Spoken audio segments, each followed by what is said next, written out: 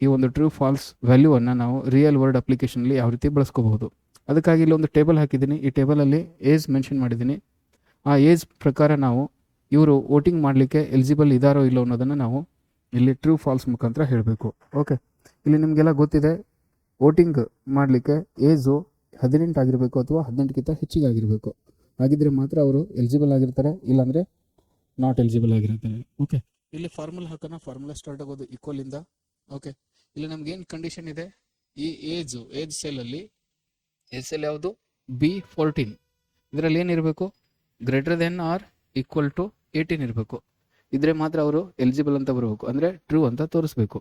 Entry ಮಾಡೋಣ. Eligible ಏನಿದು true ಅಂತ ತೋರಿಸ್ತಾ ಇದ್ದಾರೆ. ಈ ಒಂದು ಫಾರ್ಮುಲಾನ ನಾನು ಪೂರ್ತಿ ಟೇಬಲ್ಗೆ ಅಪ್ಲೈ ಮಾಡ್ತೀನಿ. 19 ಗ್ರೇಟರ್ ದೆನ್ 18 ಇದೆ, eligible.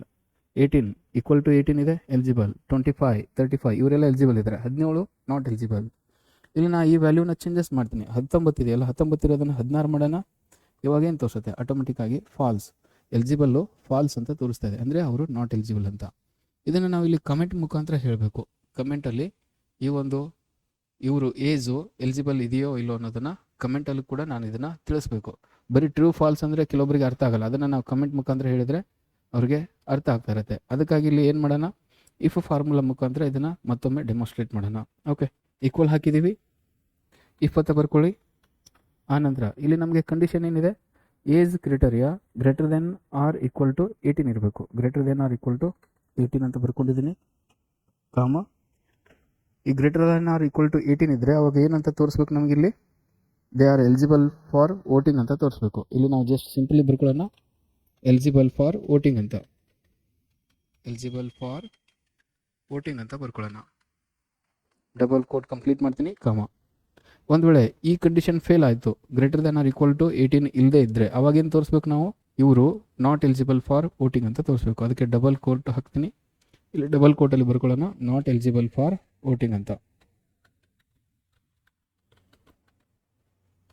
Double quote complete, bracket complete ಮಾಡ್ತೀನಿ, ಎಂಟರ್ ಮಾಡೋಣ.